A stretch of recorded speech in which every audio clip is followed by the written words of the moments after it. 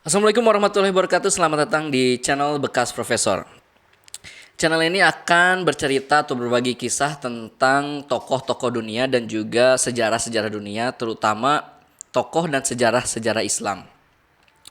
Sebelum ke cerita yang pertama, silahkan like dan subscribe apabila menurut kalian channel ini menarik dan juga bermanfaat.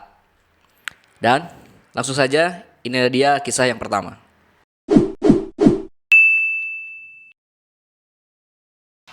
Kalau kalian nyangkanya ilmuwan tercanggih itu lahir pada saat Einstein menemukan teori bom atom, main kalian kurang jauh, bro. Nah, ternyata pada zaman keemasan Islam atau pada era 650-an, umat muslim pada zaman itu sedang gencar-gencarnya ngembangin ilmu pengetahuan. Kalau kalian tanya pada zaman itu, negara mana sih yang paling maju dan yang paling di depan teknologinya, pasti orang-orang pada zaman itu mengakui bahwa negara-negara Islam lah yang ilmu pengetahuannya paling unggul dibanding yang lain, yaitu pada era kekhalifahan, dan itu diakui oleh seluruh dunia ya.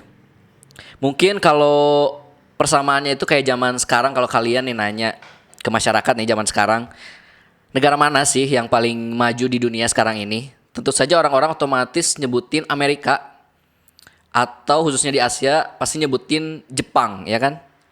Nah, sama kayak zaman itu gitu. Jadi ketika ditanyain negara yang paling maju, tentunya orang-orang bakal menyebut negara-negara Islam. Itulah kenapa dulu ada sebutan dengan the golden era of Muslim atau era keemasan umat Muslim. Karena pada zaman itu umat Muslim erat sekali kaitannya dengan ilmu pengetahuan dan penemuan-penemuan dari astronom atau dari bidang kesehatan. Pokoknya era-era tahun 650 sampai dengan era 1100 itu memang benar-benar era kejayaan Islam karena mereka unggul dari segala bidang. Nah, pada zaman itu lahir tokoh-tokoh dan jenius-jenius, dan tentunya banyak juga yang terlahir dari masyarakat-masyarakat Islam. Salah satunya yang akan kita bahas sekarang yaitu Al-Biruni. Nama lengkapnya adalah Abu Raihan Muhammad Ibnu Ahmad Al-Biruni. Beliau lahir pada tahun 973 dan wafat pada tahun 1048. Nah, saking pinternya beliau ini, zaman dulu itu sangat diakui oleh masyarakat-masyarakat non-muslim atau masyarakat-masyarakat barat. Hasil kecerdasan Al-Biruni pernah diulas dalam dokumenter BBC4 yang berjudul Science and Islam, The Empire of Reason pada tahun 2010. Di siaran ini, fisikawan Inggris kelahiran Irak yang bernama Jim Al-Khalili menjelaskan cara unik Al-Biruni dalam mengukur keliling bumi. Karya-karya pemikir polimatik ini datang belakangan di dunia barat setelah kalangan sejawatnya pada abad 11, yaitu seperti Ibnu Sina dan Ibnu Haytham lebih dulu populer di kalangan barat. Akan tetapi, walaupun datang belakangan karena populernya lebih duluan Ibnu Sina dan Al-Haytham, kualitas analisis Al-Biruni dalam beragam bidang pengetahuan yang bertabaran lewat 180-an buku membuat banyak sarjana modern, muslim maupun non-muslim, menjuluki Ustadz fil Ulum alias guru segala ilmu. Jurnal The UNESCO Courier edisi 1974, dalam jurnal tersebut Al-Biruni disebut sebagai the extraordinary genius of universal scholar yang melampaui batas-batas pada zamannya. Beberapa orang yang berada dalam garis ilmu pengetahuan menyebut beliau itu sebagai astronom, matematikiawan, fisikawan, ahli geografi, sejarawan, linguis, etnologis, ahli farmasi, penyair, novelis, filsuf. Banyak banget. Keren banget sih kalau menurut gue, ini tokoh yang sangat keren banget, yang sangat disayangkan popularitasnya itu kurang ya zaman sekarang, apalagi popularitasnya dari anak-anak muda zaman sekarang. Al-Biruni ini punya kontribusi unik bagi sains. Sumbangannya setara atau malah melebihi sumbangsih sains dari Ibnu Sina. Nah, saking pinternya ada beberapa catatan yang cukup viral dalam sudut pandang sains, yaitu sebagai berikut. Yang pertama, yaitu Al-Biruni mampu menghitung keliling bumi dengan cara yang sederhana. Dan hasilnya itu hanya meleset sekitar 1% dari perhitungan modern zaman sekarang. Dulu itu Al-Biruni menyatakan keliling bumi itu 25.000 mil. Dan setelah diketahui zaman sekarang dengan perhitungan modern, ternyata tepatnya itu yaitu 24.901 mil. Jadi selisihnya sedikit banget ya, kurang lebih 1%. Hanya meleset 1%. Bayangin pada zaman itu teknologi belum secanggih sekarang ya kan. Tapi beliau mampu mengukur keliling bumi dan uniknya itu dengan cara yang sederhana. Dan pada zaman itu para astronom bawahan Khalifah Al-Ma'mun 1,5 abad sebelumnya masih mengekor ilmuwan Yunani dengan menghitung keliling bumi yaitu 24.000 mil. Jadi lebih tidak akurat dari perhitungan Al-Biruni. Jadi perhitungan ilmuwan Yunani ini meleset sekitar 4% dari perhitungan modern zaman sekarang. Pengukuran yang dilakukan oleh Al-Biruni ini sangat unik, yaitu dia hanya perlu sejumlah langkah saat menghitung keliling bumi. Mulanya, Al-Biruni mencari bukit di tepi laut, lalu dengan astrolabe ia mengukur sudut ketinggian bukit dari dua titik permukaan air laut yang berbeda. Setelahnya ia menuju puncak bukit dengan astrolabe. Ia mengukur sudut ketinggian garis pandang di bawah horizon yang tampak dari puncak bukit. Ia menyadari bahwa titik puncak bukit dan ufuk bisa dibayangkan terhubung dengan titik tengah bumi sehingga membentuk segitiga siku raksasa. Maka berlakulah hukum sinus.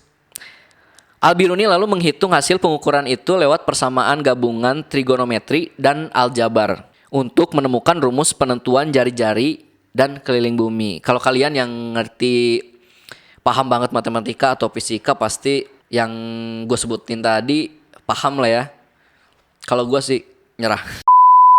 Yang kedua adalah akurasi tepat dalam ilmu astronomi. Temuan otentik Al-Biruni tercatat di karya babonnya tentang astronomi Al-Qanun Al-Mas'udi atau The Mas'udi Canon. Buku persembahan bagi Sultan Mas'ud Al-Ghazna menegaskan kualitasnya sebagai pionir observasi berbasis metode ilmiah. Mas'udi Canon adalah ensiklopedia yang nyaris lengkap tentang kajian astronomi, kosmologi, kronologi, geografi, dan matematika. Tulis Muhammad Salim Atzekzai, pakar budaya Asia Tengah dari Universitas Sorbonne dalam The UNESCO Courier. Orientalis Prancis Jacques Boilot pada terbitan yang sama mencatat bahwa kitab Al-Qanun sebenarnya memuat sedikit di antara analisa Al-Biruni yang keseleo sebab percaya geosentrisme. Tapi ia masih berusaha mengkritik tesis astronom Helenistik si Ptolemeus, mengikuti hasil risetnya dan pendapat Aristarchos serta astronom India Brahmagupta dan Aryabhata. Menurut Al-Biruni, sejumlah fakta astronomi mengindikasikan heliosentrisme, yakni bumi mengitari matahari, bisa jadi benar. Hanya karena tak punya alat sejenis teleskop, Al-Biruni urung membenarkan teori tersebut. Dan yang ketiga, yaitu Al-Biruni memiliki pandangan terhadap ilmu politik dan budaya. Jadi Al-Biruni ini sudah sangat cemerlang sekali dari sejak usia dini. Pada usia 27 tahun, ia merampungkan buku besar yang berjudul Al-Athar Al-Baqiyah an Al-Qurun Al-Khaliyah atau dalam bahasa Indonesia, Kronologi Bangsa-Bangsa Kuno. Buku ini mencatat masa awal peradaban manusia, periode banjir besar, hingga era Nebukadnezar, Alexander Agung, dan era-era setelahnya. Kitab Al-Athar memaparkan rincian sejarah politik, pengetahuan, kiprah para penguasa, budaya, dan sistem hukum pada masa itu, disertai ilustrasi peristiwa. Kitab ini memuat pula detail riwayat penemuan kalender berdasarkan rotasi bulan maupun rotasi matahari pada bangsa Yunani, Yahudi, Persia, Mesir, dan juga Arab. Beragam bidang pengetahuan dibahas dalam buku ini termasuk angka desimal dan geometri bunga. Ilmuwan Uni Soviet selalu merujuk ke Al-Athar bila meneliti sejarah Asia Tengah. Hanya buku ini di masa modern sekarang yang memuat informasi penanggalan Sogdian atau kalender kuno bangsa Persia, sehingga mereka bisa memahami dokumen pra-abad ke-8 saat Khwarizm atau Asia Tengah sebelum dimasuki oleh Islam. Dan yang keempat adalah Al-Biruni menjadi inspirasi dalam ilmu peta dunia. Kemahiran lain Al-Biruni ialah pemetaan bumi. Sebagian sarjana modern sepakat menjulukinya sebagai Bapak Geodesi, gelar yang juga dimiliki oleh Eratosthenes, ilmuwan Yunani pada abad 2 sebelum Masehi. Al-Biruni pernah memaparkan koordinat akurat garis bujur dan lintang dari 600 kota penting pada masanya, lengkap dengan ukuran jarak dan antar lokasi dari arahnya menuju kiblat. Informasi ini termuat dalam karyanya Kitab Tahdid Nihayat Al-Amakin Litasih Masafat Al-Masakin, atau dalam bahasa Indonesia, ketetapan koordinat lokasi untuk mengoreksi jarak antar kota. Kitab Tahdid ini memuat peta dunia buatan Al-Biruni yang melukis daratan bumi dikelilingi oleh perairan luas yang kita kenal sekarang itu seperti Lautan Pasifik, Atlantik, serta Lautan Hindia. Ia memberikan ulasan mendalam mengenai bukti-bukti geografis dan biologis soal adanya sejumlah laut luas di barat dan timur yang saling terhubung. Pakar geografi dari Universitas Aligarh India, yaitu Ziauddin Alafi, menulis bahwa Kitab Tahdid berisi analisis ilmu kebumian mirip konsepsi modern. Misalnya, buku ini mengulas siklus geografi yang meyakini sebagian daratan seperti di India dulunya berupa lautan, sementara bagian laut tertentu semula adalah daratan. Di kitab ini Al-Biruni menjelaskan teori asal-usul pembentukan permukaan bumi, sejarah perubahan iklim, dan perbedaan kondisi belahan bumi utara dan juga bumi selatan. Yang kelima adalah Al-Biruni sebagai ahli mineral. Mineralogi adalah salah satu cabang ilmu geologi yang mempelajari mengenai mineral, baik dalam bentuk individu maupun dalam bentuk kesatuan. Mineralogi terjangkau pula oleh Al-Biruni melalui kitab Al-Jamahir fi Ma'rifat Al-Jawahir, atau dalam bahasa Indonesia, Kitab Lengkap Memahami Batu Permata. Buku ini menjelaskan metode pengukuran berat, volume gaya berat, dan warna untuk menentukan keaslian banyak jenis batu dan logam mulia, seperti emas, perak, perunggu, batu rubi, batu zamrud, batu lapis jazuli, tembaga, besi, dan juga banyak lagi yang lainnya. Tadi kita udah nyampe yang kelima, dan sekarang lanjut kita yang keenam, yaitu Al-Biruni sebagai ahli ilmu farmasi. Nah, menjelang wafat, ia menemukan farmasi dan menulis kitab Al-Sayyadanah fi Al-Tib, atau dalam bahasa Indonesia, Kitab Farmasi dan Materi Medika. Buku ini membuatnya dipuji sebagai bapak farmasi Islam. Fokus buku ini ialah kajian pada sebab penyakit, etiologi, dan penyembuhannya dengan obat dari tumbuhan dan juga hewan. Namun isi bukunya kaya dengan deskripsi ribuan jenis tanaman asal Arab, daratan Asia, Romawi, dan juga Yunani. Al-Biruni menerapkan ide binominal nomenklatur seperti temuan Neaus pada abad 16 dan tak lupa menjelaskan lokasi asalnya. Alhasil, kitab Al-Sayyadanah tak cuma soal farmasi, melainkan juga sejarah botani dan leksikografi. Dan juga tak heran para sarjana kontemporer mengagumi Al-Biruni dan menganggap kualitasnya setara dengan Leonardo da Vinci, si jenius universal terbaik di barat.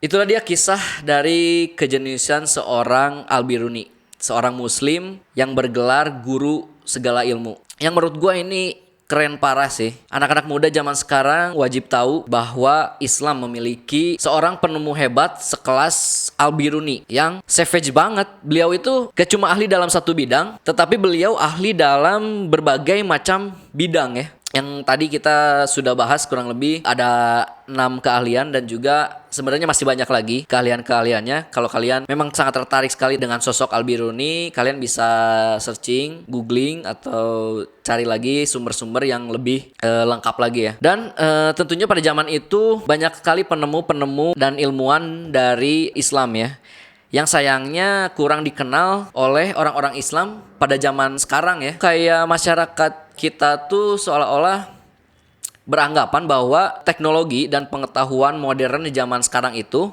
awalnya itu hanya terlahir dari ilmuwan atau penemu-penemu Romawi dan juga Yunani. Padahal banyak sekali ilmuwan-ilmuwan Islam yang berjasa dalam ilmu pengetahuan. Oke, dan terima kasih buat kalian yang udah nyimak kisah tokoh ini dari awal sampai akhir. Dan sampai jumpa lagi di kisah-kisah tokoh berikutnya. Wassalamualaikum warahmatullahi wabarakatuh.